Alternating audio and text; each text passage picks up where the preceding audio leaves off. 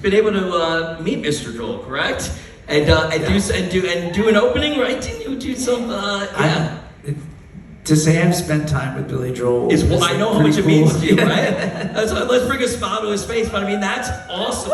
We all know you've always been such a Billy Joel fan, and then for being able to do that, tell us about that, man. That's incredible. I mean, so my late agent, who would have just died to be on this boat here. I mean, it would have been his. I'm not going with it right now. There we go. And you know what? We'll toast. He would have liked to drink too. Josh, who signed something corporate when I was 18 years old, and who was just he was just my ride or die. You know, like we went through everything together, so many changes.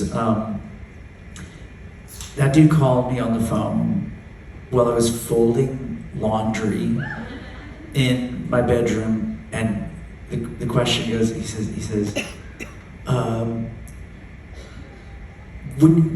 what do you think would you open for Billy Joel? You know, the way he said it, I can't remember exactly the question, but the way he said it, I understood immediately that I had been asked to open for Billy Joel and that he didn't just say yes right away.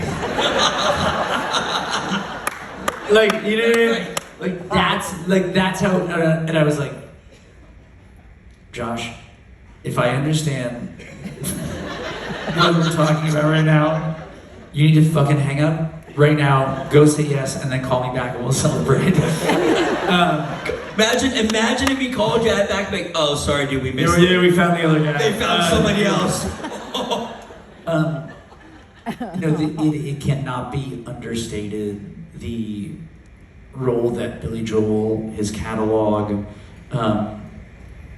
his live show, first concert I ever saw was Billy Joel. It cannot be understated how he, for me, was my first idol. I mean, like when I was a kid, you know, like I had, you know, like I loved music growing up, but it was like, as soon as I started playing piano, it was Billy. Yeah. And it was like, I just devoured the catalog. I lived for it. I had a best friend, a kid named Chris Season in Ohio, who was also, who was also a Billy Joel fan. So like as 10-year-old dudes, we were like, River of Dreams is coming out, you know, like in the middle of the night. And honestly, like, and I've been like working on like a sort of like a little bit of like a speech or a talk I might give at some point, and this factors into it. But I say something in that speech, which is something to the effect of like, this was like getting this offer made me realize that there were still sort of dreams that I had packed away, thinking that they couldn't come true. You know what I mean? Like, I was okay with it. Like, just never thought. And then I got that phone call, and I was just like, oh my God, I'm gonna get to like open gigs for Billy Joel, you know? And like, and yeah. How like, does he say something to you ahead of time in the back? You talk to him afterwards, or did you just go out there and just rip it? Like, how does, was it one of the most nervous you've ever been in a show? Like, totally. The first show we played, he just like wandered into our dressing room, and Cecilia, I think, was maybe 3 or 4 at that point, and she's just asleep on the couch in the dressing room. We're like, you're not gonna believe this, kid. You just slept through meeting like one of the greatest songwriters of all time. But then, yeah, over the course of, I think we played, you know, I don't know, maybe 5, 7 shows with him over the course of a handful of years, and it got to be like, kind of like casual, you know, like there's this amazing day. There was this amazing day where I forgot which venue we were playing, and you know, his stage is so tall, right? Like he's got this like big stage, and it's all carpeted. It has like, it's like shag carpet. His stage is all like, and he just comes wandering. He's like, hey Andrew, you know, and I was like, oh shit, but like so Like, but imagine he's here, and I'm here, and he's also very short. So like Billy Joel's head is like right here, and he's like, "What's up, Andrew?" And I was like, "Hey, Billy," and like kind of just like get down like this to talk to Billy Joel for a little while,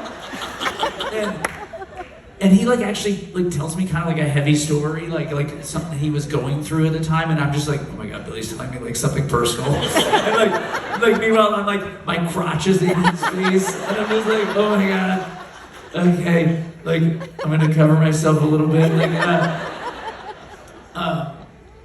but yeah, it was, you know, but to be able to have, and he was so generous. His band, his crew, you know, they know what they do. It's like, and those of us who do this for a living, you know, we and get to bring up opening acts that play. Like, it's like, you know, I would never compare myself to do, but like we try to extend the same generosity anytime we know that people like love what we do and they get to play with us. And he and his crew, and I've had this happen multiple times over the course of my career, that generosity becomes a thing that you take in and you regift any time that you get the chance to. You know, like Rob Thomas from Matchbox 20, like, you know, like, hell yeah. That entire band, when they were blowing up, when they were playing the El Rey in Los Angeles, not sold out, first single, they were like actually a K-rock band then. It was an alternative band. And I loved Matchbox, like love, and still do. Yeah, totally. I'm so glad they're back. Oh gosh, yeah. And I was 14 years old, met